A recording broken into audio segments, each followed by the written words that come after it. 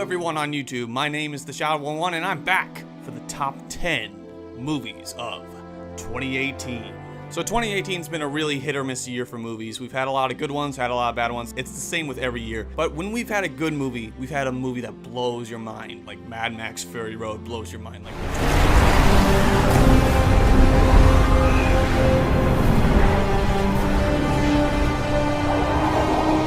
Without further ado, let's get on to the top 10 best movies of 2018.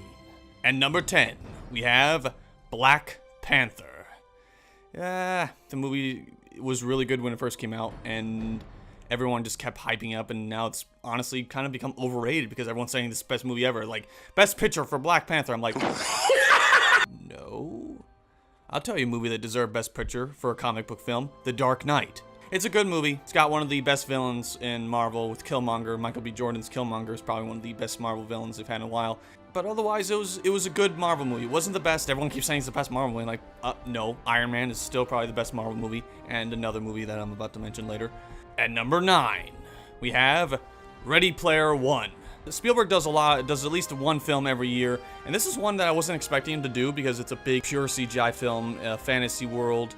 It's a movie that's literally pulp culture references and movie references and video game references. It's just everything.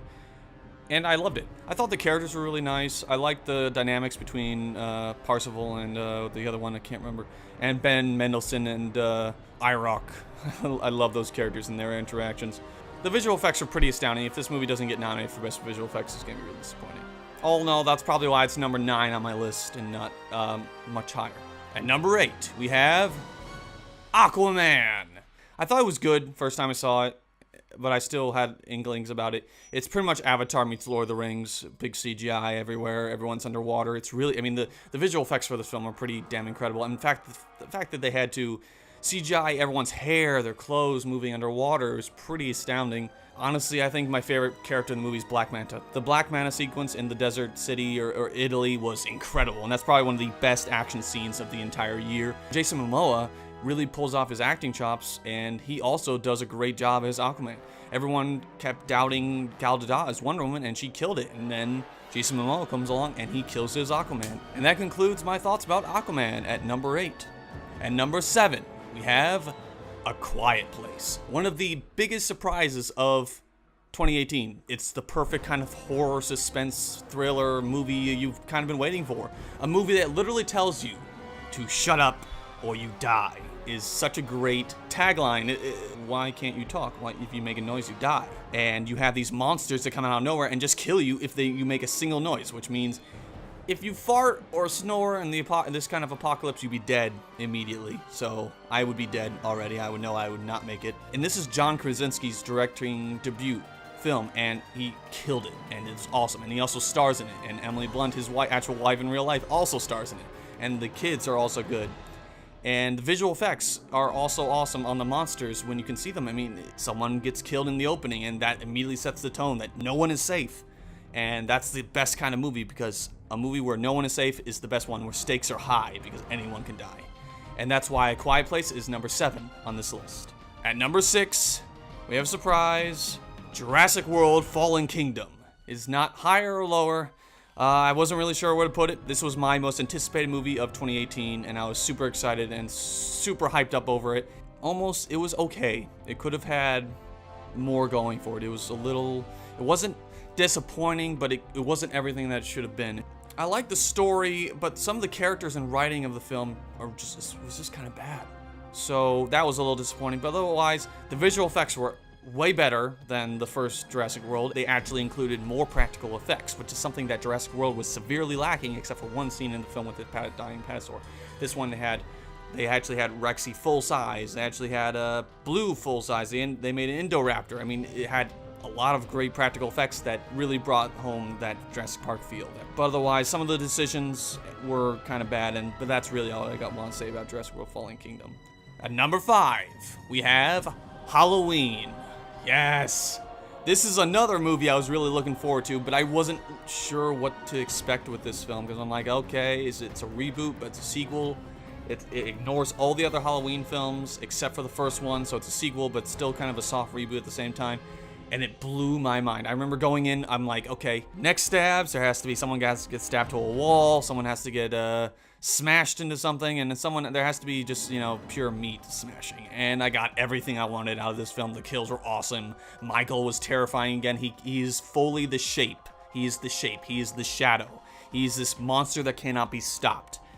And he was terrifying. You know, you don't want anyone to die in this film. That's the thing, and that's the ghost point. When you are actually terrified of people dying, it makes the stakes higher, and that makes a better film in general. And that makes Halloween number 5 on my list. And number 4, we have Creed 2. This is another really great film sequel that almost surpassed the original, just because the first one with Ryan Coogler directing was so special, and Stallone almost got an Oscar for playing Rocky in the first Creed. In this one, he almost deserves it as well. He was really, really good. Michael B. Jordan really shines in the acting, and also this makes Rocky 4 as a better film, because the Russian storyline and Ivan Drago and his storyline, he wasn't, now it's not just a Cold War metaphor and whatever.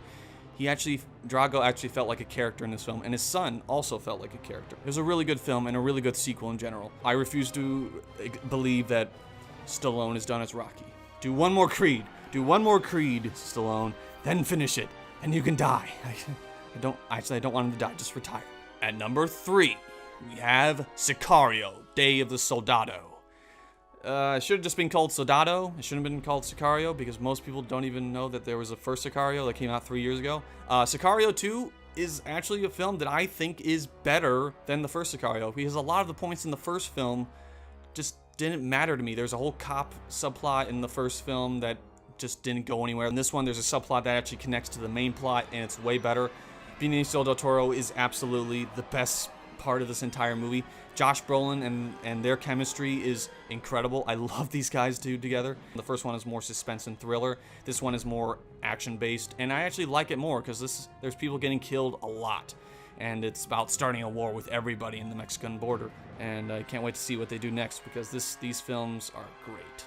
At number 2, we have Mission Impossible Fallout. Yes, the movie I've been waiting so long for, especially after Rogue Nation, was probably my favorite Mission Impossible film. I really was not much of a fan of the other ones until Rogue Nation made me a big fan, because I love syndicates and evil organizations. This one was also really, really good. The stunts are absolutely incredible. Tom Cruise is insane, but he's awesome. I mean, way more stakes than in this one, and the action is incredible. The camera work is incredible. The music was also really, really great. The acting was also really good.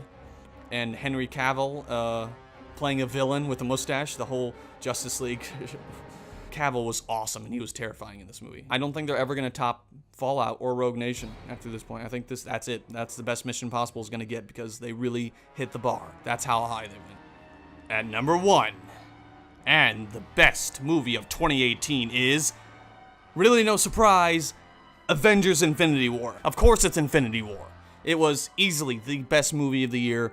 The one I've watched the most. I saw at least 4 times, and it still blows my mind. Visual effects, the story, the acting, the writing, the intro, of all things, the intro. The first 10 minutes of the movie set the tone for the rest of the film when Thanos kills and kicks the shit out of everyone. It is incredible. It is absolutely one of the best movies of the year. I mean, Josh Brolin was astounding. This is a CGI character that is deep, and he's a psychopathic murderer who wants to commit genocide of half the universe, and he actually wins. I mean, if you haven't seen the movie now, I'm sorry, spoiler alert, he wins. The Russo brothers said that this film was going to be Thanos' film, and it is absolutely Thanos' film. Everyone else did really good in the film, but otherwise, I love Thanos. He was the best part of the film. Can't wait for Avengers Endgame, but otherwise, there's not much more to say.